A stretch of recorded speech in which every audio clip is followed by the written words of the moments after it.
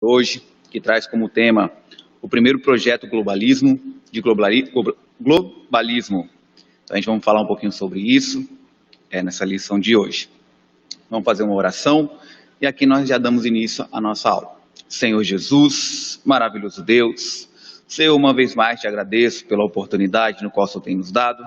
Estamos aqui, ó Pai, juntamente para aprendermos a respeito da Tua palavra. Senhor, venha abençoar os Teus filhos, os Teus servos. Senhor, venha ser na vida da Tua igreja uma vez mais, ó Pai. Ó Deus, abençoe aqueles que não podem estar aqui presentes, que estão pelo Teu lar, pela Tua casa, assistindo através do YouTube. Ó Deus, dá-nos graça, dá-nos força, seja conosco, é o que pedimos, já crendo em nome de Jesus. Amém, meu Deus, obrigado. Então vamos lá, irmãos. Então nessa lição de número 9, nós vamos ver sobre o globalismo, né? E qual é a diferença? O que é globalismo e o que é uma globalização? Será que há diferença entre esses dois assuntos, entre esses dois temas? Então nessa manhã de hoje nós vamos buscar aqui de uma forma bem clara, tentar simplificar para os irmãos, para que os irmãos venham poder compreender a diferença entre esses dois termos, tá? Então vamos lá, o nosso texto áureo que diz: por isso se chamou o seu nome Babel, porquanto ali confundiu o Senhor a língua de toda a terra, e dali os espalhou o Senhor sobre a face de toda a terra. Gênesis capítulo 11, versículo 9. Verdade prática: o globalismo afronta os propósitos de Deus, enquanto ao povoamento e ao governo da terra. A nossa leitura bíblica em classe se encontra em Gênesis, no capítulo 11, do versículo 1 ao 9.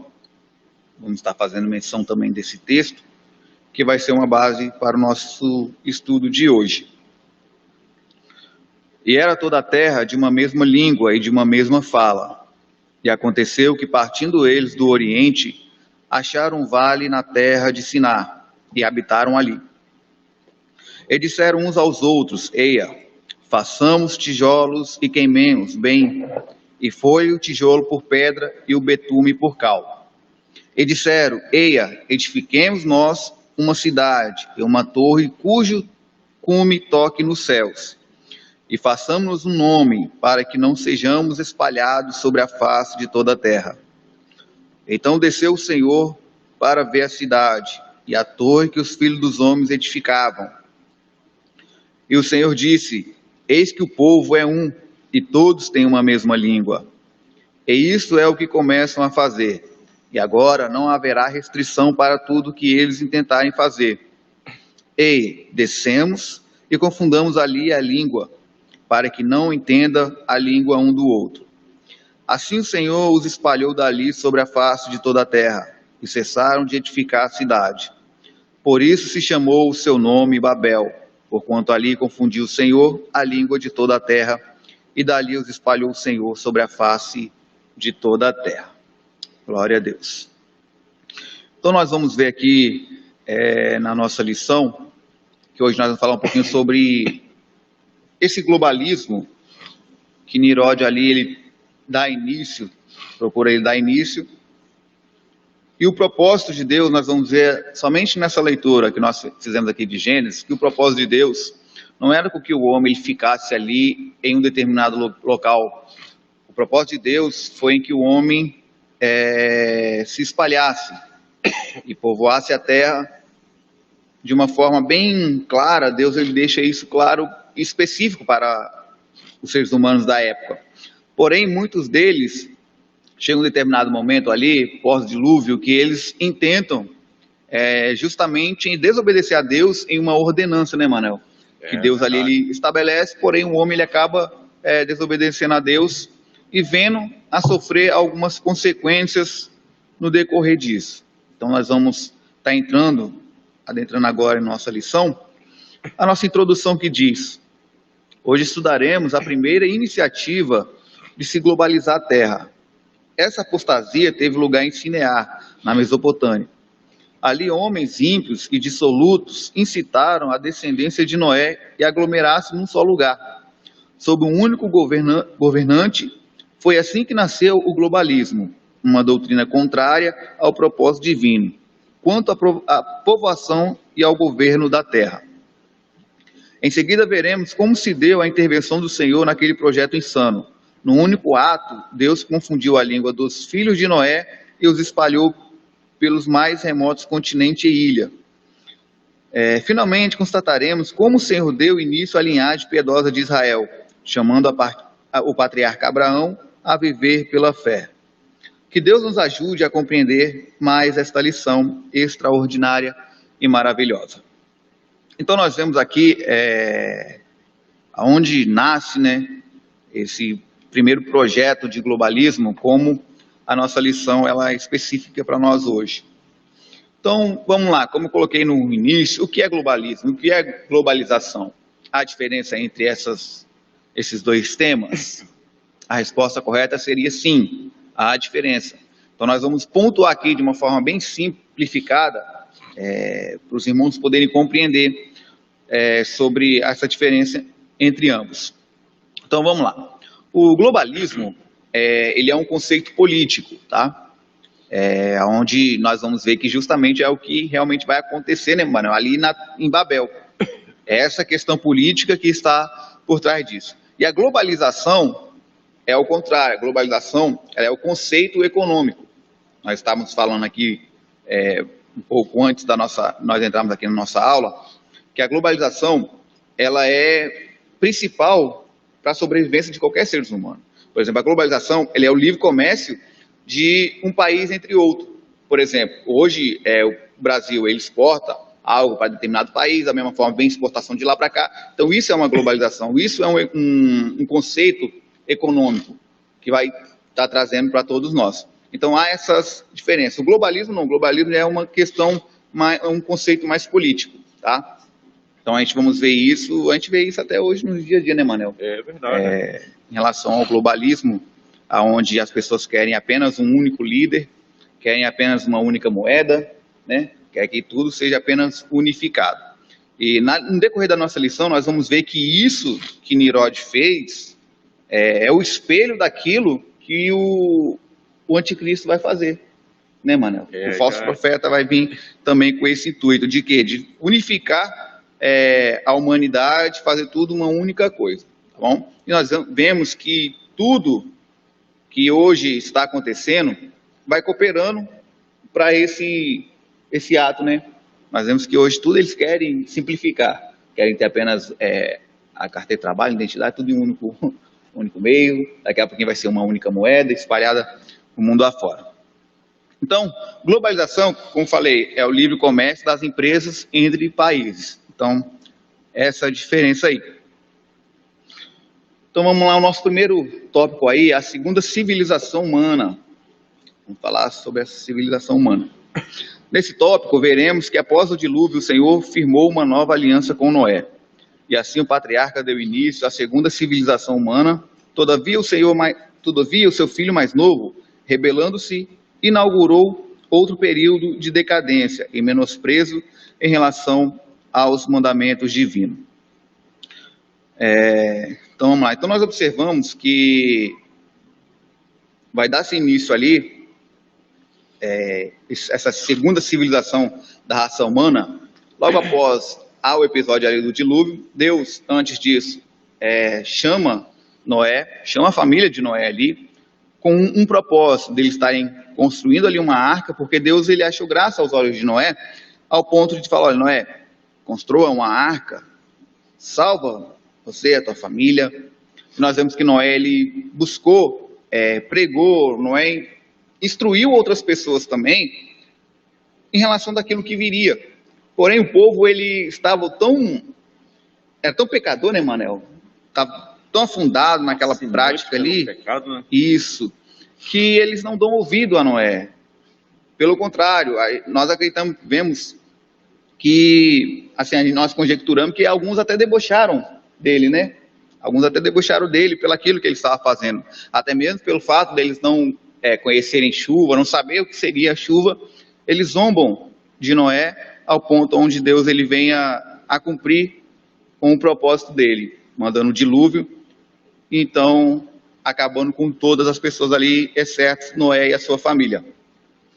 E aí, após eles saírem da arca, eles dão esse início ali, essa segunda civilização humana. E aí nós vemos que o filho mais novo de Noé, ele faz algo que não deveria ser feito. E isso vai vir uma consequência não somente nele, mas sim no seu filho. Então nós vemos que uma falha, uma consequência, um erro, ele não vai atingir somente aquela pessoa.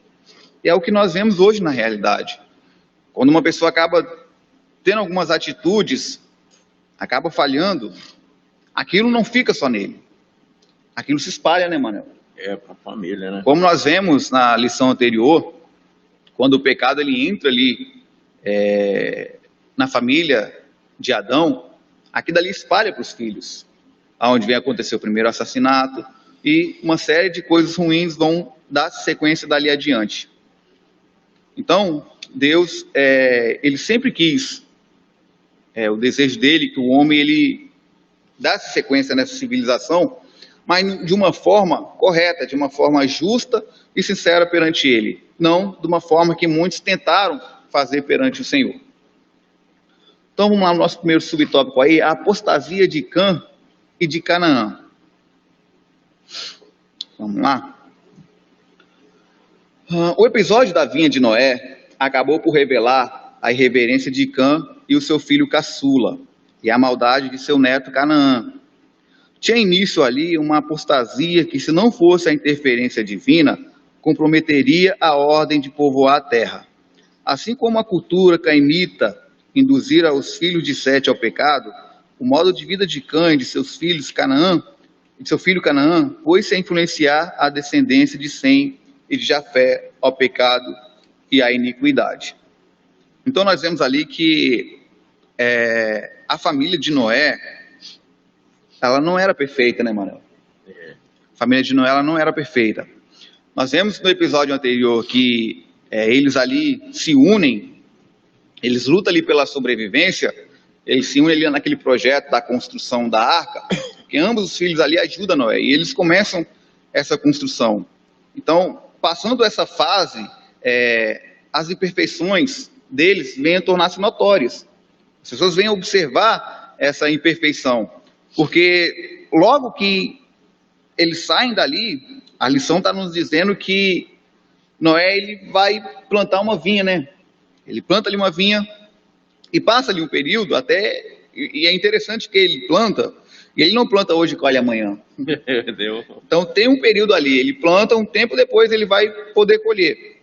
E aí quando ele vai para poder desfrutar daquilo que em si ele plantou, a Bíblia nos mostra que ele exagera um tanto, né? Ele exagera bastante ali, ao ponto de se embriagar, ao ponto de ficar, não ter consciência de nada, né, mano? Ao ponto dele dormir, ele se despe todinho, ele fica nu, fica despido e dorme, sem ver absolutamente nada. E aí a Bíblia nos fala que um de seus filhos chega até lá, em vez de tomar uma atitude louvável, ele, pelo contrário, ele faz justamente ao contrário, ele zomba do pai para com os irmãos. Então isso trouxe um prejuízo que nós vamos ver agora na nossa lição.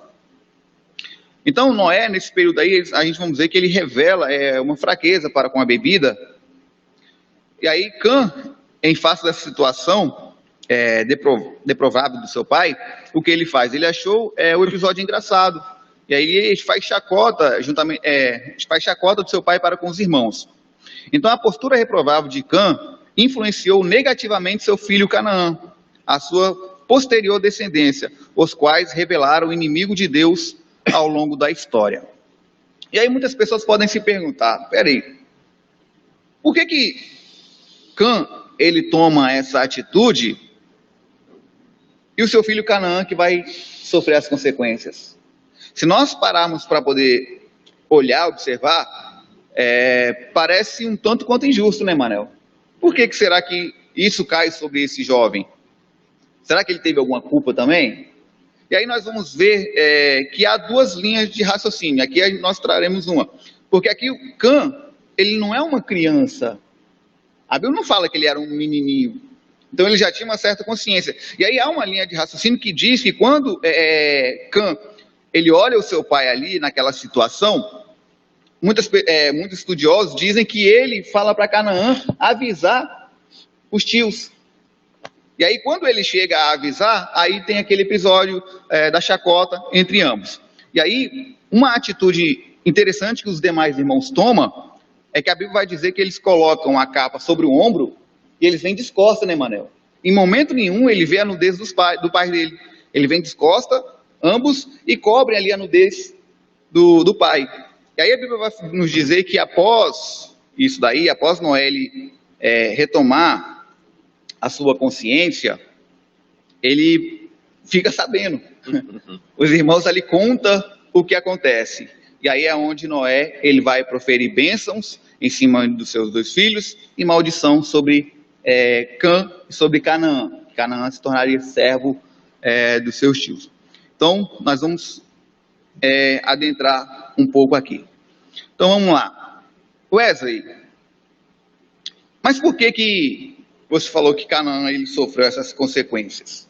Nós vamos observar lá em Provérbios, no capítulo 26, no versículo 2, nós vamos ver o seguinte, diz assim, ó: como o pássaro no seu vaguear e como a andorinha no seu voo, assim a maldição sem causa não virá. Então, observa aqui o que o Provérbios está dizendo. O Provérbios está dizendo que a maldição não vem sem causa. Então, para Canaã receber uma punição ali, nós entendemos que houve o quê? Houve uma causa. Uma causa. Então ele não estava livre de tudo. Alguma coisa ele fez ali. Então nós não sabemos se ele realmente, de fato, ele foi avisar os demais irmãos, se ele, juntamente, ele fez chacota. Alguma coisa ele fez para que isso viria sobre ele. E aí nós vamos ver também o que acontece lá em Deuteronômio, capítulo 27, versículo 16. Vou abrir aqui para os irmãos, para a gente poder termos uma aula bem dinâmica, para os irmãos compreenderem bem. Deuteronômio, capítulo 27, versículo 16, que diz assim, ó: maldito aquele que desprezar seu pai ou a sua mãe. E todo o povo dirá amém. Então observamos aqui que em Deuteronômio deixa bem claro o seguinte, que maldito é aquele que despreza o pai ou a sua mãe. Então nós vamos observar que quando Noé ele profere essas palavras sobre Cã e Canaã, fazia parte daquilo que eles aprenderam. Porque os filhos, eles não podem desonrar os seus pais em nenhum momento, né, Manuel? Com certeza. E aquilo que Cã, ele tem aquela atitude ali, ele acaba se enquadrando nessa questão, ele acaba ali desprezando o seu pai. Porque o seu pai, ele era a referência, o seu pai, ele era o cabeça ali, ele era o pilar dali. Nós vemos que Noé, ele instruiu, ele pregou, ele ensinou, ele trouxe a sua família ali para os pés do Senhor. Ele salvou a família dele, né, Manel? Daquela situação ali do dilúvio. Então, eles, não somente por isso, mas sim pela figura de pai. Os filhos deveriam o quê? Ter o respeito, né? Ter a dignidade do pai, não ter justamente essa atitude desprezável para com o pai. Porque nós vemos os outros irmãos que a atitude foi completamente diferente. Será por que os irmãos, quando eles vão cobrir o pai, eles vêm descosta? Porque eles sabiam que não podia ver. Porque aquilo ali seria uma vergonha para o pai. Porque o filho, ele não pode descobrir a nudez do pai, nem o pai, né, Manel? Ele não pode ver nada. Então os filhos sabiam disso. Os filhos só foram instruídos sobre isso. E Cã também foi instruído sobre isso. Mas a atitude que ele tomou ali que veio a ocasionar, né, essa situação que aconteceu com ele e com Canaã. Manoel, você quer acrescentar uma coisa? Sim, Wesley, você vê que Noé, ele tinha todo o direito de, apesar da sua falha, mas tinha todo o direito de ser respeitado pelos seus filhos, porque Noé, ele tinha um chamado de Deus, ele foi um patriarca chamado por Deus, vamos supor, ele tinha praticamente uma unção de Deus. Se nós for olhar, quando Davi estava lá naquela caverna lá, nós vimos que Saul ele estava atrás de Davi para tirar a vida de Davi.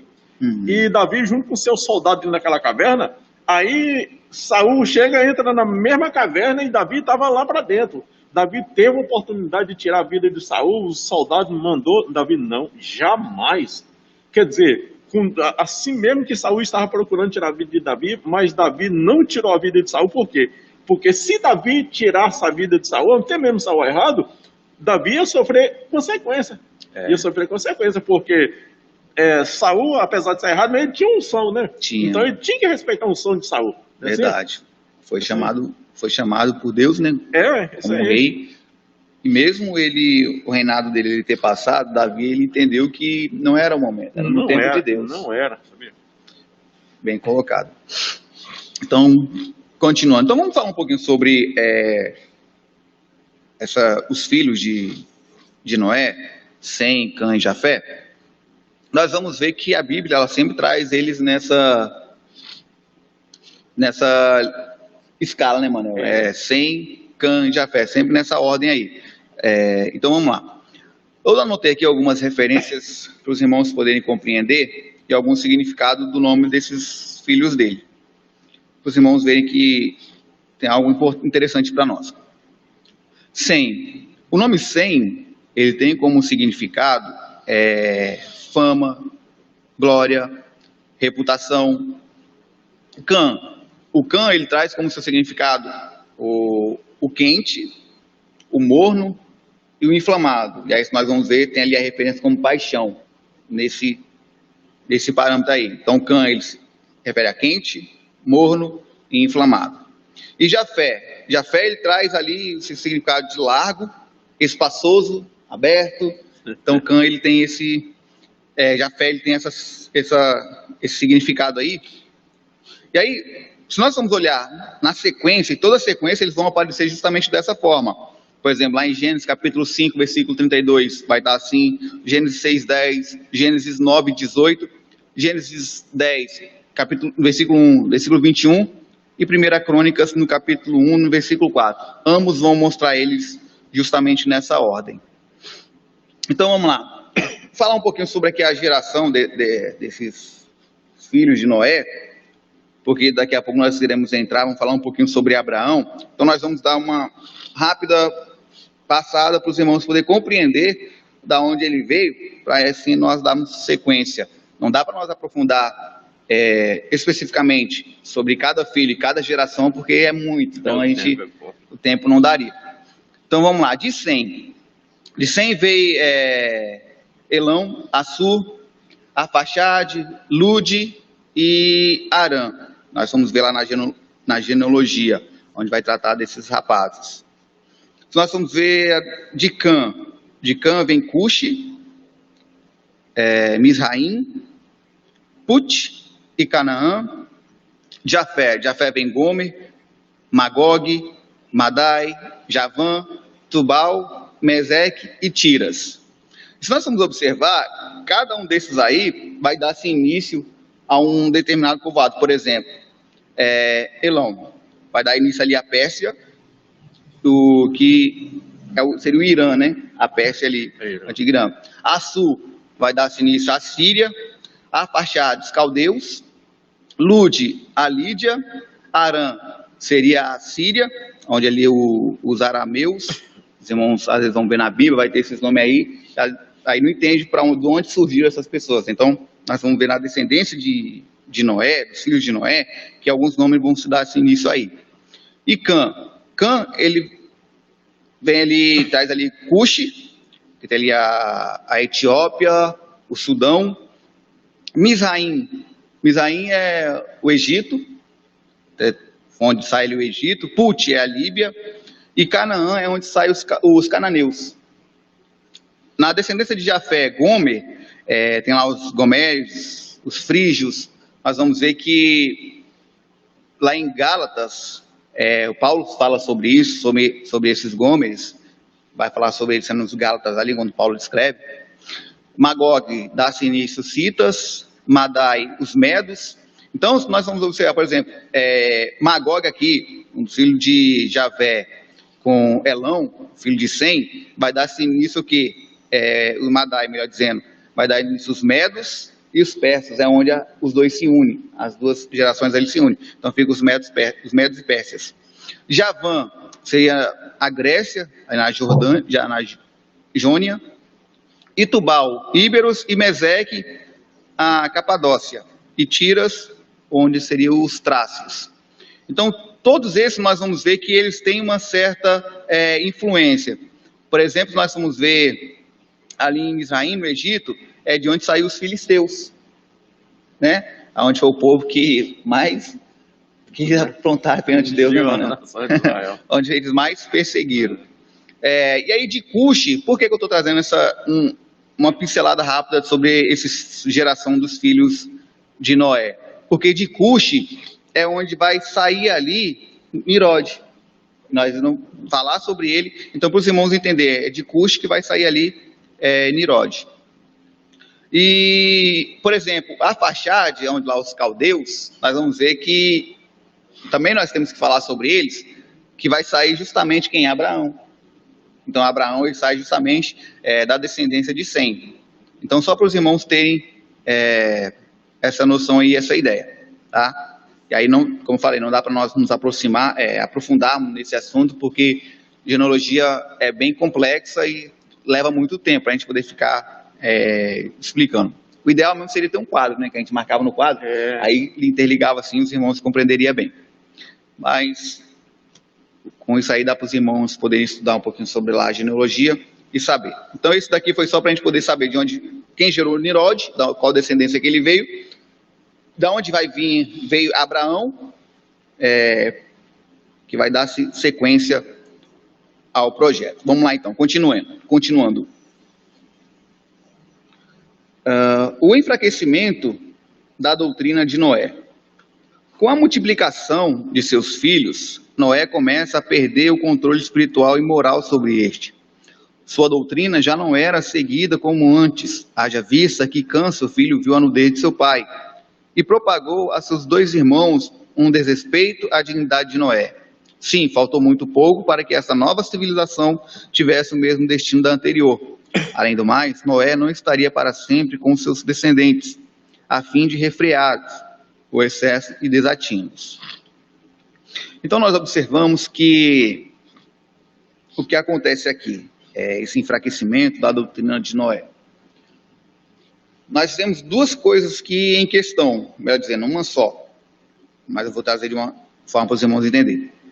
Que Noé, a doutrina dele começa a perder força justamente pela sua atitude, né, Manel? Porque, como eu falei, Noé, ele era um referencial para os filhos, assim como todo pai é um referencial para o filho. Então, cabe ao pai agora ter essa decência em como vai lidar com essa situação. Por exemplo, nós sabemos que os filhos tendem a ser espelho dos pais. Wesley, mesmo, mas conheço pessoas, até mesmo meu filho, criei na igreja, chega um determinado momento, não quer mais, aí já é uma outra coisa.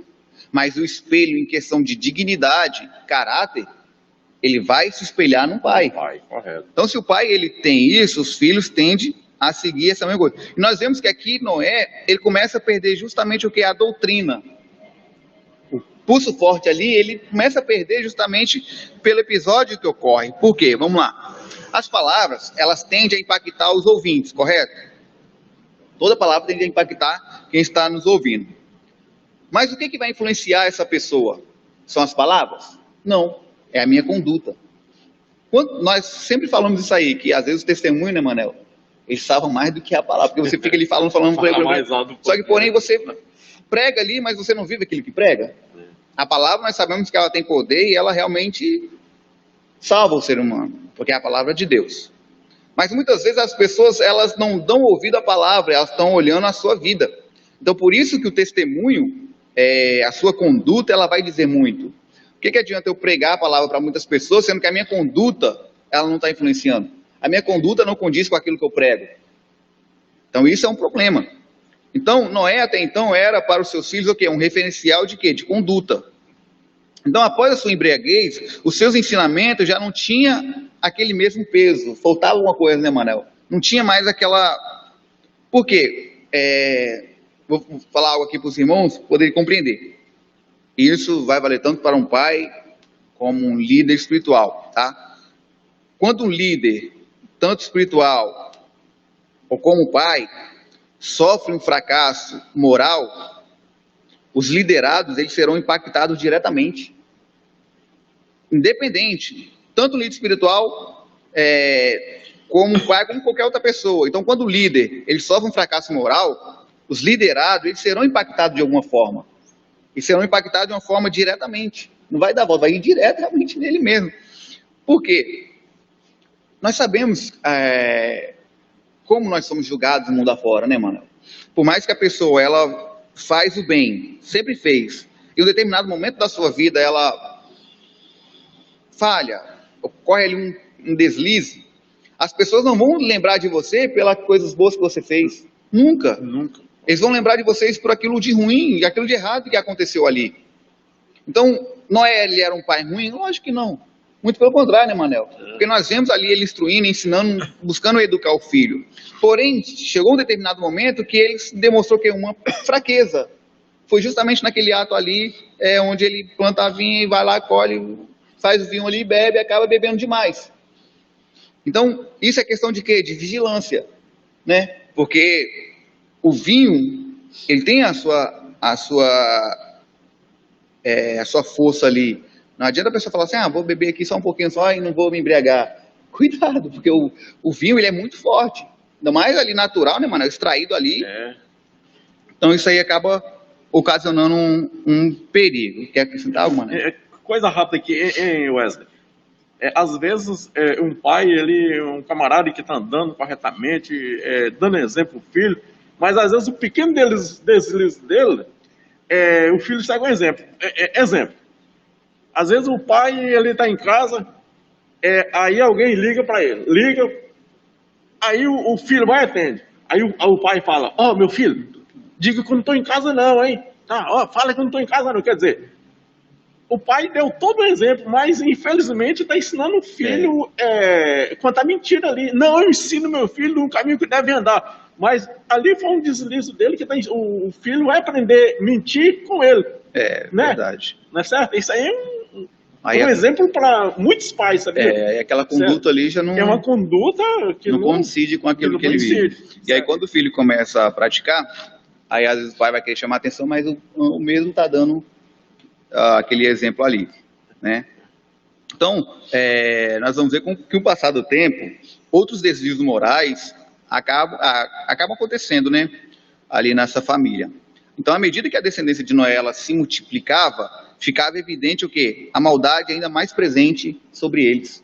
Cada vez que ele estava multiplicando, essa maldade parece que ficava aparecendo mais e mais. E ali ocasionando que a ira de Deus, ao ponto de buscar vir puni-los justamente por aquilo que estava acontecendo. Então vamos lá, resumindo aqui de uma forma bem simples para os irmãos poderem estar compreendendo. As palavras, elas tendem a impactar os ouvintes, como nós colocou, mas é sempre a boa conduta que vai influenciar. Então, Noé ele pregava, Noé ensinava, Noé buscava fazer aquilo que era correto, mas era o testemunho e a conduta dele que influenciava justamente seus filhos. Então, por mais que ele fez aquilo ali, por um momento, não estou falando também que a culpa é 100% de Noé, muito pelo contrário, porque às vezes tem filhos, né, Manel, que por mais que a pessoa ali procura colocar ele nos parâmetros, nos moldes, mas ele acaba tomando outras atitudes. Nós vemos isso, por exemplo, na lição lá onde falou sobre Caim e Abel. Nós vemos que ambos, tanto Adão como Eva, educaram os meninos. Por que nós vemos isso? Porque nós vemos que um deles é uma pessoa tranquila, Abel era uma pessoa que não tinha do que reclamar. Então, será que um foi criado de uma forma ou outro de outra? Não, muito pelo contrário, ambos foram criados da mesma forma. Porém, um decidiu fazer o que fez, um já se achou maldade nele. Então, os pais não têm o que fazer, mas aquilo que eles podem fazer, que está ao seu alcance, sobre a educação, dar uma boa conduta, influenciar da maneira correta de se ver, isso eles podem fazer. E foram o que eles fizeram. Então, vamos continuar aqui. Terceiro subtópico. O descaso para com o mandamento divino. Apesar de sua prodigiosa multiplicação, os filhos de Noé ignoraram a ordem divina quanto à povoação da terra. Ao invés de se espalharem, aglomeraram-se desobedientemente num só lugar. Então, nós vemos que aqui também há um certo problema que vem refletir sobre aquilo. Por quê? Esse descaso com o mandamento, porque aqui esse descaso aqui já não parte mais do pai. Eles todos desobedeceram ao pai em determinado momento, só que porém aqui ele já não é diretamente o pai, mas sim a Deus. Porque eles estão indo agora de encontro àquilo que Deus estabelece. Então, os filhos de Noé, nós vamos ver que eles ignoram completamente aquela ordem de Deus de quê? De se espalhar, vão se espalhe, vão viver, vão expandir. Porque se nós vamos observar, Deus ele fez esse mundo, colocar como um planeta Terra, Deus ele fez essa Terra, olha a imensidão da Terra. A Terra é muito grande, Manel, é muito grande. Então Deus ele não fez o homem para poder ficar ali. Não, é para você espalhar, justamente para você poder viver. Por isso que Deus ele faz a terra ali e coloca alguns limites aonde ela vai. Então o tamanho da terra ali, Deus ele fez aquele limite ali para o ser humano, para o homem poder estar. Se nós formos ver, por exemplo, nos dias de hoje, existe alguns lugares ainda que o homem nunca foi. Para ver e queria ficar aglomerado. Não é? Tem lugares que o homem nunca foi, nunca pisou ali. Então vamos lá para a gente comentar um pouquinho também sobre esse descaso com esse mandamento. Então cada um, ele é responsável, como a gente falou, pela sua própria escolha. E aí a gente sempre vemos algumas pessoas falando assim, ninguém é obrigado a obedecer a Deus. Ninguém é obrigado a obedecer a Deus. Mas as consequências da escolha feita sempre alcançará todos os que insistem em desobedecer. Você não é obrigado, mas pode ter certeza que as consequências virá, né, Manel? Então Deus ele coloca ali, há dois caminhos, esse aqui e esse daqui, ó. Direita e esquerda. Agora quem vai escolher é você, mas te dou um conselho, vai por aqui. Pode aguardar que a fatura chega. Pode aguardar. A Bíblia fala que o salário do pecado é a morte. A conta chega. Uma hora vai chegar. Então Deus ele coloca ali dois caminhos, ele ainda instrui, olha, vai por aqui porque aqui você vai encontrar vida. Não vai por aqui não, porque o final disso aqui é morte. Aparentemente parece ser bonito, é largo, é espaçoso, mas no final você vai encontrar morte. Então o projeto de Deus era que o homem se espalhasse por toda a terra, conhecendo assim todas as obras de suas mãos e dominasse sobre toda a criação nos quatro cantos da terra. E aí o que acontece? A descendência de Noé não se mostrou disposta a obedecer às ordenanças, antes tentaram impor seus próprios ideais, estabelecendo assim o quê? Uma sociedade destituída, né, do temor de Deus. Então Deus ele coloca algo, determina algo ali, porém ele fala assim, aqui, não vamos para lá não, vamos ficar todos nós aqui juntinhos, reunidos aqui, porque a gente ficando aqui, nós mesmos iremos nos proteger, nós aqui vamos estar seguros, não vamos para lá não, porque lá a gente não sabe nem o que vai acontecer lá, mas não é o que Deus estava querendo. O que Deus estava querendo era justamente como fosse. Porque nós vemos que aqui, justamente nesse episódio, o homem ele perde completamente. Lógico, aqui ele já não está respeitando a Deus. Então ele perde todo o respeito, ele já não tem Deus mais como uma referência. Por quê?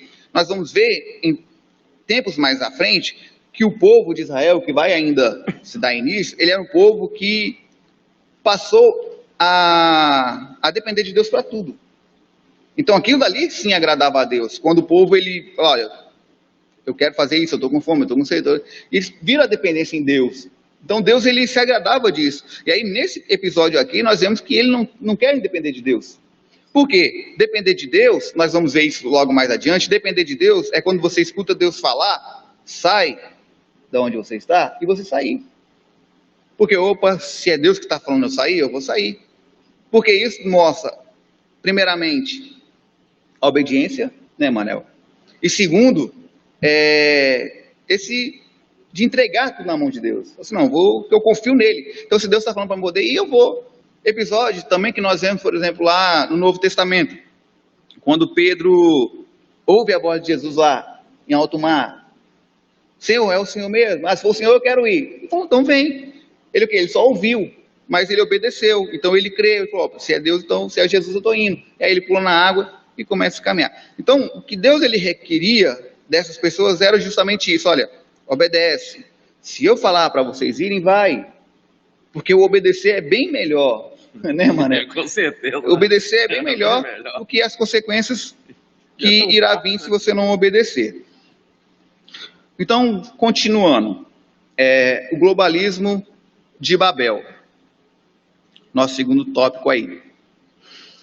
Naquele estágio, a civilização iniciada por Noé dispunha de todos os fatores para criar uma sociedade ímpar e globalista, uma só língua, um só povo e uma só cultura.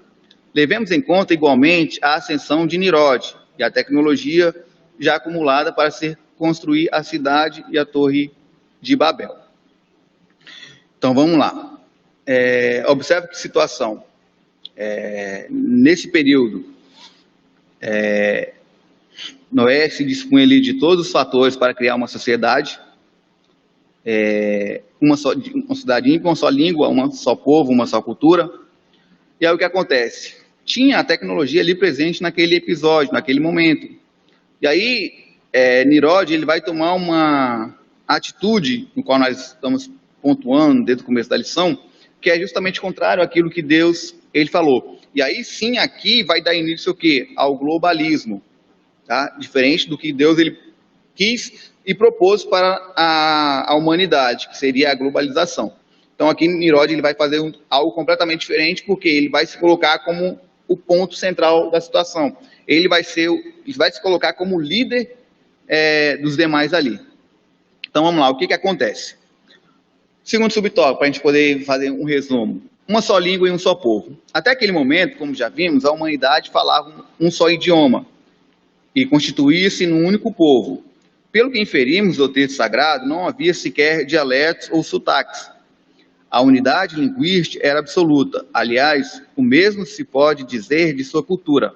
O problema não era a unidade, mas a unificação que se estava formando. Certamente o anticristo se aproveitará de cada uma situação semelhante, a fim de implantar o seu reino logo após o arrebatamento da igreja. A ordem de Jesus é que o evangelho não se concentre em Jerusalém, mas que alcance os confins da terra. Então observa que ponto interessante, que embora o povo ali estivesse falando em uma só língua, o problema não estava em eles falarem apenas o mesmo idioma. O problema que ocorre aqui é justamente em eles se concentrarem em apenas um espaço geográfico, em apenas um local. Porque não foi para aquele propósito ali que Deus os chamou. Então, quando acontece o intuito da construção ali de Babel, é justamente porque eles focam ali em um determinado ambiente, e dali dá-se início, olha, vamos construir uma torre. Nós vamos construir uma torre aqui, cujo cume alcance o céu, e nós iremos ter um nome, para quê? Para que seja engrandecido, onde as pessoas vão ver e vão falar, opa, tem tal pessoa lá, são da Torre de Babel, assim, assim, assim. Ou seja, Nimrod, ele estava justamente querendo fazer algo ali para que entrasse na história do povo ali. E, assim, por um lado ele entrou na história, mas não da forma que ele entendeu que iria entrar, entrou de uma outra maneira. Então vamos lá, com raras exceções, toda vez que determinamos um grupo ou uma sociedade desfrutar de um momento favorável de abundância, o sentimento de autossuficiência toma conta de seus corações e propósito. E aí nós vamos ver o quê? A descendência de Noé estava desfrutando de uma grande abundância em várias áreas da vida. Por quê? Nós temos que entender que a terra ali, embora ela já tenha sofrido por conta do que acontece pelo pecado, onde ela não vai produzir mais o que produzia, mas só que, porém, há um determinado momento ainda, ela ainda está meio que recente, ainda, embora seja pós-dilúvio, mas ela ainda está recente. Então, eles tinham ainda condição de ter um alimento bom, tinha condições de ter uma saúde boa. Então, o saber humano ali, ele era bem avançado. Nós não podemos falar assim, as pessoas daquela época, pessoas dessa época, eles não pensavam direito, eles não eram tão intelectuais, eles eram muito pelo contrário, né, Mané? Eles eram muito, muito inteligentes mesmo, ao ponto que, se nós formos observar, hoje nós construímos algo de acordo com a tecnologia que há presente. Mas naquela época, a tecnologia que eles tinham lá, eles construíram coisas que até hoje, até no dia de hoje, eles ficam pensativos. Como que eles fizeram aquilo? Eu dá nó na cabeça do... Ainda dá nó na cabeça de muita gente. Como que eles conseguiram fazer aquelas coisas? Então, vamos lá. Saúde física, saúde mental e diversos outros recursos naturais, eles proviam de tudo isso. Então, em virtude de todos falarem a mesma língua, não lhe seria difícil alcançar o quê? Seus intentos, e dali surgiu o quê? Um líder mundial, um líder único, o qual conduziria a espécie humana a uma apostasia. E foi justamente isso que estava prestes a acontecer. Nirod formar ali aquela torre, formar ali aquele grupo de pessoas ali, como é que pode dizer? Grupo de pessoas não. A humanidade, concentrar a humanidade toda ali, para que ele venha a ser um único líder mundial e ali ele ditar as regras. Então nós sabemos que não era esse propósito de Deus, não é até hoje esse propósito de Deus. E aí a lição ela coloca bem colocado. Por quê? O anticristo ele vai vir com essas características, justamente de quê? De querer fazer com que tudo seja um só. Você ter livre acesso daqui para um outro país, a mesma moeda que aqui vai ser em outro lugar. Então tudo isso é um trabalho que o anticristo ele vai formar. Porque a Bíblia ela nos dá esse respaldo e não adianta nós corrermos. Ah, meu Deus, tomara que isso não aconteça. Vai acontecer. Mais cedo ou mais tarde isso vai acontecer. E o que nós devemos fazer? Nós devemos estar firmados na rocha que é Cristo, crendo no Senhor. Para quê? Para que quando vier o arrebatamento, a igreja seja levada aos céus. Então, continuando aqui sobre o nosso ponto aqui, sobre a construção de Babel. Quer acrescentar alguma coisa, Manel? Não, pode ir, já tranquilo.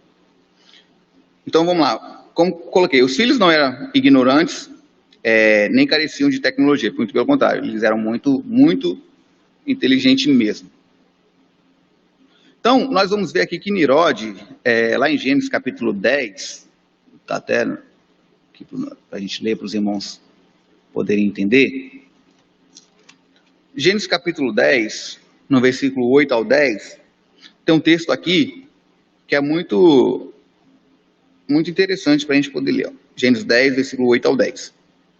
E Cuxi gerou a Nirod. Este começou a ser poderoso na terra, e este foi poderoso caçador diante da face do Senhor. Pelo que se diz, como Nirod, poderoso caçador diante do Senhor. Vamos lá. Observa que esse texto, ele nos mostra algo um tanto quanto diferente daquilo que nós estamos falando em relação a Nirod. Por quê? Se nós vamos ver, mano, no versículo 9, fala bem assim, ó, e este foi poderoso caçador diante da face do Senhor. Pelo que se diz, como Nirod, poderoso caçador diante do Senhor. Então nós vemos ali que Nirod, ele foi um poderoso caçador diante da face do Senhor. E aí há duas linhas de raciocínio. Há aqueles que defendem que Nirod, ele começou bem. Ele foi uma pessoa que começou bem ali o seu trajeto, porque ele começou ali perante a face de Deus. Porém, no decorrer dali, onde vai ter um intuito do seu primeiro princípio do seu reinado ali em Babel, aonde ele começa a fracassar. E aí há uma outra linha de raciocínio que diz assim, olha, na verdade, esse guerreiro, esse caçador, Nirod aí, perante a face do Senhor, não é porque ele estava nos parâmetros de Deus, não é porque ele estava fazendo a vontade de Deus, é muito pelo contrário, porque ele estava diante do Senhor como um afrontador. Então, há essas duas linhas de raciocínio, tá? Então, vamos lá, continuando. Antes de nós entrarmos nisso aí, nós vamos ver algo interessante, que a Arca de Noé foi o maior empreendimento da sua época. O projeto da construção foi idealizado pelo próprio Deus, tendo em vista a preservação da vida. Então nós vamos dizer que um dos maiores projetos ali feitos foi justamente a Arca de Noé. Então, não sei se por conta disso, talvez Nirod queria fazer algo para poder que entrasse na história, para poder ficar mais marcado, justamente pelo que seus antecessores fizeram. Só que, porém, se nós formos ver a arca ali, o que eles não fizeram é algo que impressiona, né, Manel? Com certeza. Porque sem ferramenta tecnológica, sem nada do tipo, os homens construíram a arca. Se nós vamos ver ali o tamanho dela, que ela não foi uma arquinha pequena, foi muito grande mesmo. E aquilo não afundou, aquilo não entrou água, não fez nada. E Deus lacrou aquele negócio ali, e o negócio fluiu. E aí, o homem, por si só, eu acredito que ele não faria aquilo. Porque Deus deu uma sabedoria tão imensa para Noé, e juntamente ali para os seus filhos, para poder fazer aquele projeto ali, e eles foram tão bem, né, Manel, na execução, que em nenhum momento você vê eles reclamando, que em nenhum momento você vê eles questionando por que eu fazer isso, para que eu fazer isso. Pelo contrário, eles abraçam a causa dele juntamente com o pai. E ali, para poder dar início. É porque Deus, ele sempre tem um plano melhor para o homem, né, Wesley? O Deus ele sempre tem um plano melhor para o homem. É verdade. E vamos lá, então, continuando. E a Torre de Babel era a tentativa humana de construção de uma cidade que entrasse para esse registro da história. E aí o que acontece? Tem muitos textos daqui que eu quero comentar aqui com os irmãos, que dentro dessa palavra aqui, dessa lição que nós estamos estudando, há uma palavra que ela é muito bonita, é um texto bem específico. Quer ver? Vamos lá, em Gênesis capítulo 11, no versículo 1 ao 3, vamos lá. E era toda a terra de uma mesma língua, de uma mesma fala, e aconteceu que partindo eles do Oriente, acharam o vale na terra de Siná, e habitaram ali, e disseram uns aos outros, eia, façamos tijolos e queimemos bem, e foi-lhes o tijolo por pedra, e o betume por cal. Então, nesse texto aqui, de Gênesis capítulo 11, do 1 ao 3, eu olho algo aqui interessante, eu vejo algo aqui impressionante para os nossos dias de hoje. O que, Wesley? Eu vejo aqui justamente a rejeição do homem para com Jesus Cristo. Wesley, onde você está vendo isso que eu estou lendo aí e não estou vendo nada demais? Vamos lá. Olha a pressa que esses homens aqui têm, porque a Bíblia vai dizer, eu vou ler aqui para vocês, a Bíblia vai dizer que esses homens, eles pegam, começam ali esse projeto de construção, porém, esses homens começam a fazer para si tijolos. A Bíblia vai dizer que eles deixam de usar o que? As pedras que eram normalmente comuns deles fazerem ali uma edificação. Então, eles deixam de utilizar pedra para justamente utilizarem tijolos. Eles começam a fabricar o tijolo. Mas o tijolo, normalmente, eles não vão deixar com que ele venha a ser preparado e queimado pelo sol. Eles colocam fogo para poder queimar e então dá-se sequência àquele projeto, mas de uma forma rápida. Então, o que eles estão querendo mostrar aqui? Que eles têm pressa naquilo que eles estão fazendo. Então, vamos continuar aqui para os irmãos entenderem. Olha só. Eles disseram, edificamos-nos uma cidade e uma torre cujo cume toque nos céus, e façamos-nos um nome para que não sejamos espalhados sobre toda a face da terra. Então, observa aqui que eles têm esse projeto e eles têm pressa de construir essa torre cujo cume toque até o céu. Para muitas pessoas acham bem assim, mas eles falaram aí por falar, isso aí é apenas uma expressão da palavra. Muito pelo contrário, a ideia deles realmente era de construir essa torre para que essa torre alcançasse determinado limite. Por quê? A intenção, olha, se Deus ele mandou o dilúvio lá, e o dilúvio ele encheu até determinada altura, acima da montanha mais alta que tinha, vamos construir uma torre cujo cume toque até o céu, porque se porventura vier um próximo dilúvio, nós não morreremos, nós ficaremos salvos. E aí, aonde eu falei para os irmãos, lá no versículo 3, olha só, eles disseram uns para com os outros, façamos tijolos e queimemos bem, e foi-lhes o tijolo por pedra, ou seja, eles estão abandonando a pedra, eles não querem utilizar a pedra justamente para poder utilizar o tijolo ali feito de barro. E aí tem um texto no qual eu falei para os irmãos, que eu vejo Jesus aqui, eu vejo Cristo nesse texto, para reforçar para os irmãos entenderem, lá em Salmo 118, abrir aqui, Salmo 118, verso 22, o que diz: a pedra que os edificadores rejeitaram tornou-se cabeça de esquina. Então, olha só, aqui em Gênesis, esses construtores, esses homens que estão edificando, eles estão rejeitando a pedra. Espiritualmente, eles estão rejeitando a Jesus para justamente fazer aquilo que de barro, aquilo que o ser humano mesmo faz. Então, veja que Jesus, ele está sendo rejeitado aqui, porque lá em Salmo, onde eu li 118, verso 22, está dizendo que a pedra, ela foi rejeitada pelos edificadores. E se nós formos observar lá em Lucas capítulo 20, no versículo 17, vai falar a mesma coisa. Atos capítulo 4, versículo 11, também vai falar. E 1 Pedro capítulo 2, versículo 7, se eu não me engano, também vai falar. Então, se nós formos observar, todos esses textos, essas referências que eu falei, diz que os edificadores daquela época rejeitaram a pedra, que era Jesus. Então nós vemos aqui que eles estão rejeitando essa pedra e estão fazendo o quê? Estão começando a construir tijolo de barro. Eles têm pressa naquilo, né, Manel? Eles estão com pressa de fazer ali uma construção para poder chegar até o cume, para poder tocar o céu, no entendimento deles. Então eles começam essa tarefa, queimando tijolo, trabalhando dia e noite em prol daquilo. Então o que motivou a construção da Torre de Babel foi o quê? Foi o orgulho, a altivez da criatura perante a face do Senhor. Então a gente vê esse orgulho de Nirode, a gente vê o orgulho daquelas pessoas em estar fazendo isso aí, por quê?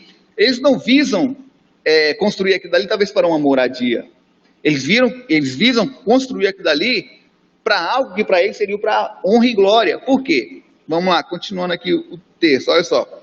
Edificaremos nós uma cidade uma torre cujo cume toque nos céus. Então olha a atitude que ele está querendo fazer. E façamos um nome para que não sejamos espalhados sobre a face da terra. Então o que eles estão querendo? Eles estão querendo alcançar um lugar alto, status, né, Manuel? Eles estão querendo um nome para que eles sejam reconhecidos e querem ficar em tudo aglomerado ali, desobedecendo uma ordem de Deus que é o quê? Vai, se espalha. Então eles querem ficar, construir, ter um nome e esse nome seja engrandecido. Então, nós vamos ver, por exemplo, lá em 2 Tessalonicenses, no capítulo 2, verso 3, que vai falar em relação ao homem do pecado. Se nós formos observar pelo contexto, Nirode está nessa mesma área. Mesma linha, né? Mesma linha. Ele toma praticamente essas mesmas atitudes. Então, o anticristo virá, tomará essas atitudes também, e Paulo está falando, olha, aquilo lá, isso é uma atitude daquele homem, um homem do pecado. Então, aquela geração, ela era intelectualizada, eles não eram desprovidos de sabedoria nem nada disso, pelo contrário, eles eram muito inteligentes, eles dispunhavam de recursos naturais, dos recursos tecnológicos da época, e para alcançarem todos os seus objetivos. Então, o que acontece? Aí agora Deus vem e frustra o plano deles. E aí, se nós formos ver, irmãos, que Deus vai frustrar esse plano, o que Deus ele faz? Assim, Deus ele manda terremoto, Deus ele manda nada. E isso aqui é algo tão lindo que quando o povo aqui, Nirode e os demais, está falando assim, olha, vamos construir uma torre, vamos chegar até o céu, até o cume mais alto que a gente puder, o que Deus faz? Deus faz algo completamente contrário a isso. Deus olha e diz, olha, já que eles estão querendo chegar até aqui, para poder se sentirem grande, vamos descer. E aí Deus ele vai dizer, ei, desçamos e vamos ver o que o homem está fazendo. Então, quando Deus ele desce, nós entendemos que a torre, ela já estava em um processo de construção, né, Manel? Porque quando Deus fala, olha, desçamos e vamos ver ali, aí ele fala que eles desceram e olharam ali a construção, e de fato eles estavam fazendo, e aí onde Deus ele vai e está ali a confusão de línguas, faz a separação de línguas entre eles, ao ponto que eles começaram a falar e ninguém entendia nada. E aí eu fico me imaginando, estava até falando com o irmão Manel, eu fico imaginando eles lá naquela construção ali, acelerada, né, que eles tinham muita pressa para o feito, e de repente um fala bem assim, olha, pega o tijolo, e aí Deus ele confunde todo, na hora que ele fala, pega tijolo, aí o outro entende que pega água, e começa a pegar água, daqui a pouco pega tal coisa, aí ninguém falava mais a língua de ninguém, e houve aquela confusão tremenda ali, ao ponto de que a Bíblia vai falar que eles pararam, não tiveram uma outra solução, tiveram que parar aquela construção, e aí cada um fizeram o quê? Cada um foi para o seu canto. Então Deus ele interveio, ele frustra o plano dessas pessoas, intervindo naquela situação ali, e após a intervenção dele, eles são obrigados a saírem, eles são obrigados a cada um, olha, eu não estou entendendo nada que está falando, vou para lá. Aí o outro está entendendo aquilo que ele fala, vai para lá para o cantinho, assim, vai se dando início aos continentes e às civilizações futuras. Quer acrescentar mais? Wesley, eu acho aqui engraçado o seguinte, porque por muito que o homem é inteligente, mas ainda o homem ele não estava compreendendo ainda as bênçãos que Deus tinha para ele, sabia? Que Deus tinha para ele. Porque Deus, ele sempre tem um plano melhor para o homem, sabia? Deus sempre tem.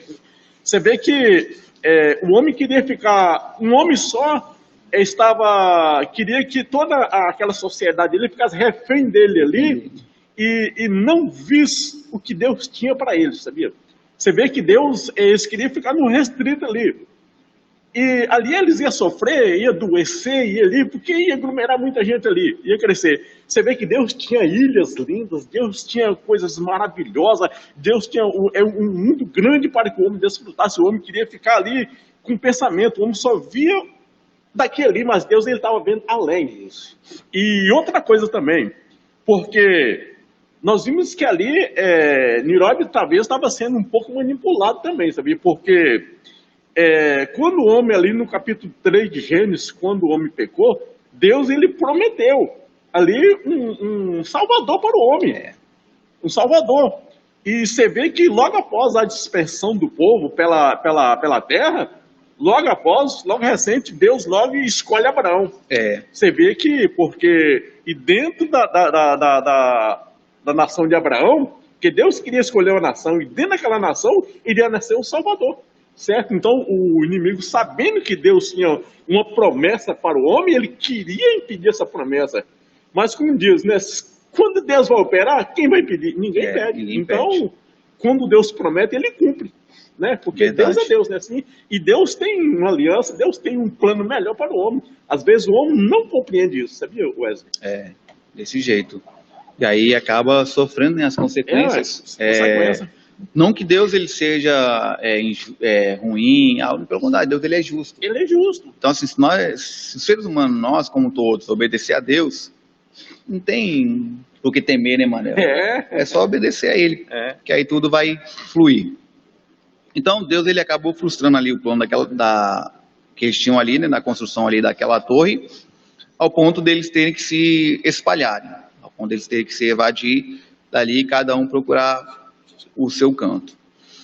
E aí, lá em Provérbios, capítulo 16, versículo 1 e 3, diz que o coração do homem pode fazer planos, mas a resposta certa vem dos lábios de Deus.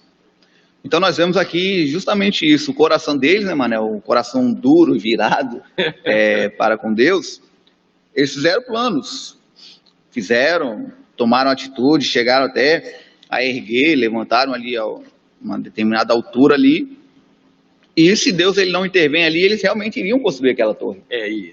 E aí Deus ele pega e intervém, ou seja, o coração deles fizeram planos, mas a resposta certa veio da onde? Veio de Deus, veio dos lábios do Senhor. Então, continuando, em Gênesis capítulo 12, versículo 1 e 2, para a gente poder entrar no próximo assunto. Opa, pode falar, irmão. Temos que aquilo ali foi uma ignorância, uma loucura dos homens. Porque nós vemos a tecnologia naquela época, era tudo de mão humana, né? As mãos, né?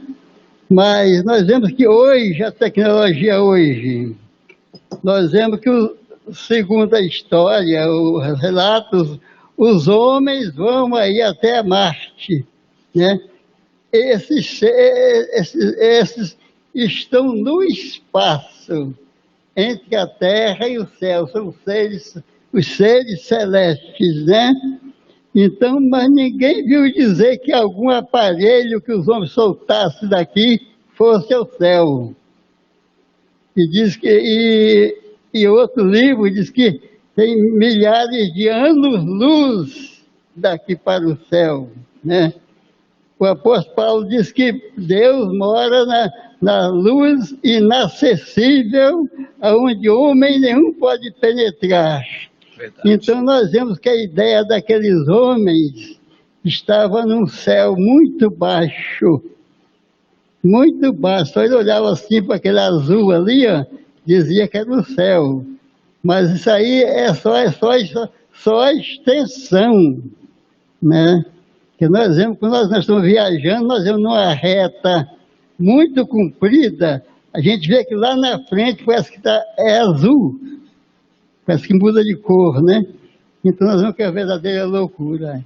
Amém. O que eu entendi no livro de Gênesis é que quando o Apocalipse fala do fim de todas as coisas, o Gênesis é o princípio de todas as coisas. Então, toda espécie de desobediência, de males, de revolta contra Deus, está mencionado em Gênesis, né? Em Gênesis, né? E vemos também as coisas que aos nossos olhos parecem certas, erradas, mas para Deus estava certo, no caso de Abraão e Agar, né? Ali, hoje, quem é os descendentes, quem é descendente daquele filho de Abraão e Ismael? Nós vemos no caso ali de Noé. Noé, depois saiu da arca, ele fez um pacto com Deus. Parece que de um bom crente, um bom homem de Deus, um bom obreiro. Mas logo a primeira coisa que ele fez foi plantar a vinha e beber o vinho demais. Agora, no caso do Cã, ver o pai lá nu e contar para os irmãos, isso aí é um episódio difícil. Porque eu também, se eu visse meu pai lá nu, eu não sei o que eu queria fazer. Não, eu acho que eu ia fazer o mesmo papel de Cã. Contar lá para o meu irmão ou minha mãe, que papai estava lá nu, né? Então, a meu ver, não parece que Cã fez coisa demais, né? Em contar para os irmãos, né? Mas ali estava dentro de um propósito que, como eu falei, o Gênesis é o princípio que o fim dele é no final de todas as coisas. Por mais todos os acontecimentos da trajetória de Jacó ali, Jacó enganou Esaú, Jacó roubou de Esaú, nada disso. Estava tudo dentro do propósito de Deus, como diz Deus. Ali parece que as coisas iam erradas, mas Deus está dizendo, volta para cá, porque é para cá que está certa. Então o Gênesis é complexo verdadeiramente, para a gente entender o Gênesis, o princípio. Porque ali é o princípio do bem e da maldade. É verdade. Gênesis, né? Amém. Amém. Deus abençoe. Então, o irmão bem pontuou ali, se nós formos ver ali em Gênesis, né? Quando o Cã ele toma aquela atitude ali, aí ele vai contar para os irmãos, aí a Bíblia fala que logo após Noé ele acordar, aí ele fica sabendo, né, porque os irmãos ele fala o que Cã ele acabou cometendo, ao ponto de Noé ter que proferir aquelas palavras que eles aprenderam naquele conceito. Então aí ele acaba ali dizendo algo onde Canaã, juntamente com Cã, sofrerá aquelas consequências tempos mais tarde. Então vamos lá, continuando aqui. Em Gênesis 12, no versículo 1 e 2, olha o que diz. Ora, o Senhor disse a Abraão, sai-te da tua terra e da tua parentela e da casa de teu pai para a terra que eu te mostrarei. E far-te-ei e far-te-ei uma grande nação, e abençoar-te-ei e engrandecerei o teu nome, e tu serás uma bênção. Por que eu estou lendo esse texto aqui de Gênesis? Porque, para a gente poder fechar essa questão aqui, o que Deus ele quis desde o começo? Nós sabíamos que era o homem ele sair, que era o homem expandir e multiplicar ali e povoar a terra.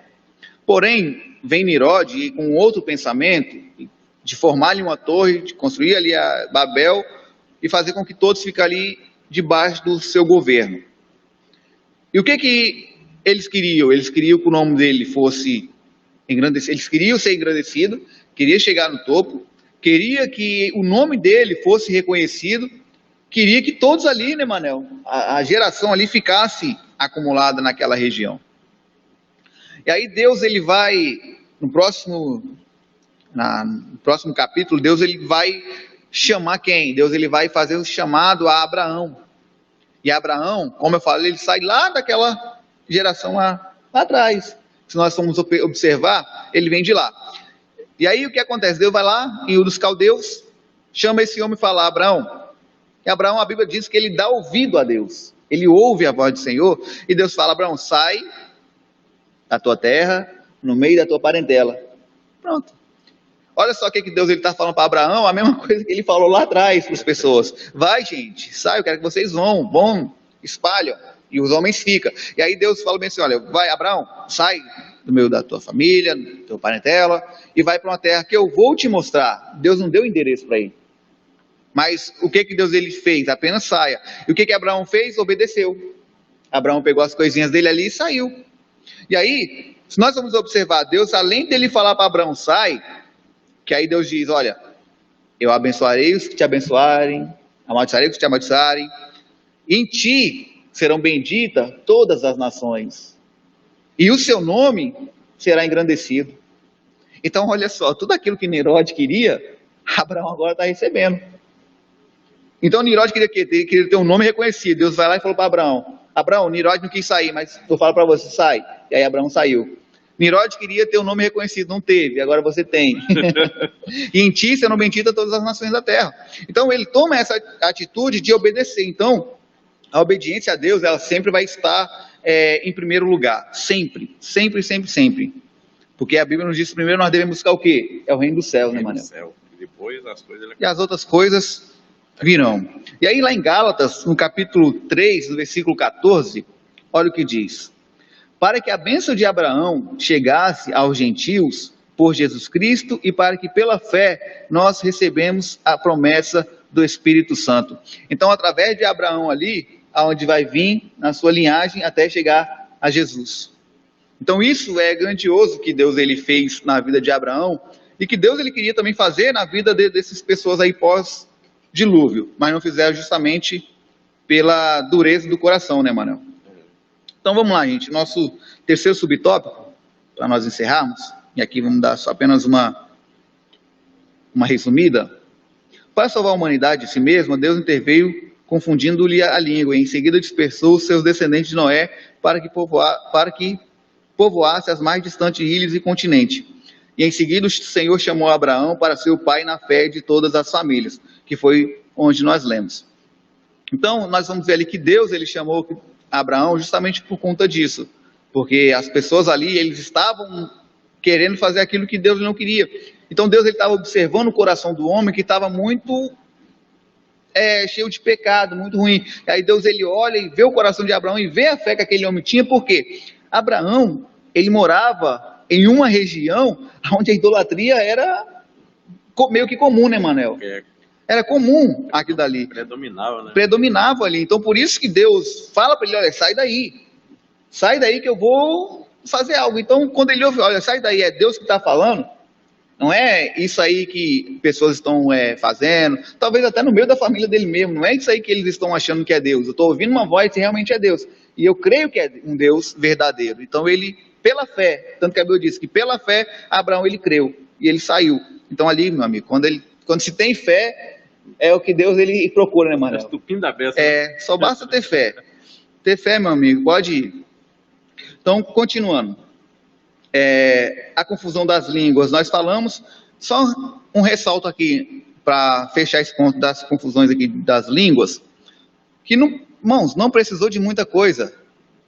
Deus não precisou de fazer, Deus ele só desceu e confundiu a língua do homem, confundiu a forma do homem falar e entender e pronto. Não precisou de mandar terremoto, vir um raio, nada disso. Deus ele veio justamente, confundiu a língua deles ali e o projeto deles já era. Porque se você não compreende o que a outra pessoa fala, de forma nenhuma vai dar sequência. Não dá. Né, Manel? De forma nenhuma. Por exemplo, a gente vemos isso em várias outras situações dentro das nossas igrejas mesmo. Vamos dar um exemplo. Se um líder espiritual, se um pastor, ele dita algo para nós podermos seguir, mostrando-nos o caminho correto, irmãos, vamos abraçar essa causa aqui, e se meia dúzia de irmãos abraçam e as outras não abraçam, aquela situação vai ficar, um puxa para um lado, puxa para o outro e nada vai dar certo. Temos também exemplo dentro dos nossos lares. Se o marido tem um pensamento, a esposa tem outro, olha o problema, não vai dar certo. Então, você tem que falar uma mesma língua, mas perante o Senhor. Eles falavam a mesma língua, mas porém o intuito deles estava completamente contrário à vontade de Deus. Então, passando sobre o efetivo povoamento da terra, onde Deus ali ele força para que essas pessoas saiam dali e vai até os confins do mundo, os confins da terra e se espalham. E aí vem a eleição de Sem. Então nós vamos ver que após o grande dilúvio e a posterior dispersação na Torre de Babel, Deus, por intermédio da linhagem de Sem, o semita, chama Abraão e dele surgirá uma poderosa nação, a nação de Israel, da qual viria o Salvador na genealogia de Jesus. Então, há pessoas notáveis como Noé, Sem, Abraão, há também, nós vamos observar Ruth, Batseba, e todos isso aí fazendo parte dessa mesma linhagem. Então, uma leitura mais atenta na genealogia de Jesus nos levará a compreender que a graça de Deus sempre se fez presente no Antigo Testamento. Então, nós vamos observar que Deus ele muda histórias, né, mano? Deus ele muda a história. Deus ele continua mudando a história. Como na lição anterior nós vimos que Deus, eu até falei para os irmãos, Deus ele intervindo com o ser humano de uma forma individual, vai ver Deus ele intervindo de uma forma generalizada, de uma forma coletiva. Então Deus ele sempre vai intervir justamente para poder libertar o homem, para poder justamente salvar o homem, tá? Então aqui, irmãos, a gente conclui a nossa lição, vou estar lendo aqui a conclusão. A fim de preservar a sua obra, o Senhor Deus promulgou duas ordenanças contra a sua criação. Em primeiro lugar, a povoação de toda a terra. Por último, a grande comissão através de Jesus Cristo, no qual diz, é-me dado todo o poder no céu e na terra. Portanto, ide e ensinai todas as nações, batizando-as em nome do Pai, e do Filho, e do Espírito Santo. Ensinando-as a guardar todas as coisas que eu vos tenho mandado. E eis que eu estou convosco todos os dias, até a consumação dos séculos. Então, contra o globalismo, cuja missão é submeter o mundo aos caprichos, submeter ao mundo aos caprichos de Satanás. Só é mesmo a obediência ao termo da grande comissão, evangelização e missões. Então, a nossa conclusão, que o propósito de Deus sempre foi esse, do homem povoar a terra. O propósito, quando Cristo ele vem, não muda. Só que o propósito de Cristo, na evangelização, é o homem levar o evangelho, pregar a toda criatura, nos quatro cantos da terra. Da mesma forma, não é para vocês ficarem isolados em um determinado local. Não, vocês têm que sair, evangelizar. Então, se lá atrás Deus ele falou, olha, vão, espalham. Se eles lá, embora não tenham obedecido, mas Abraão obedece e faz o que Deus ele determinou, é por isso que hoje nós temos várias nações, vários lugares. Então, esses lugares precisam de ouvir a palavra de Deus como estão sendo evangelizadas. E aí cabe a nós, a nossa responsabilidade de levar o evangelho, porque Jesus ele deixou isso. Olha, é como se Jesus estivesse falando, Abraão fez, espalhou pessoas pelo quatro cantos. Agora eu quero que vocês levem o evangelho a essas pessoas, levem o evangelho aos quatro cantos da terra. Tá? Então essa é a nossa responsabilidade. Então só Jesus, o homem perfeito, estabelecerá a globalização perfeita. Isso se dará o quê? Na ocasião do milênio. Então todos serão tratados com a igualdade, a prosperidade, a justiça, a paz, o conhecimento, e Deus estará ao alcance de todos. E isso aí nós não podemos falar mais, porque já vai para a parte de escatologia. Então, irmãos, eu quero estar encerrando a nossa lição de hoje. Espero que os irmãos tenham compreendido, tenham entendido. Se os irmãos não entenderam, os irmãos podem deixar no comentário aí, fazer alguma pergunta, que nós estaremos dispostos a estar respondendo. Manel, fazendo os agradecimentos, e logo mais nós encerramos. Não, uma palavrinha, né? Só. Fazemos que Abraão é chamado de nosso pai da fé, né? Mas Deus falou com ele, né? Sê tu uma bênção. Nós vemos ali que se ele não fosse, seria interrompido ali um projeto. Nós vemos no capítulo 17, Deus fala também com Abraão, dizendo, recomendando a Abraão outra vez, dizendo, anda na minha presença e ser perfeito. Um caso também que podia ser interrompido se Abraão não cumprisse essa missão. Realmente. Amém? Obrigado.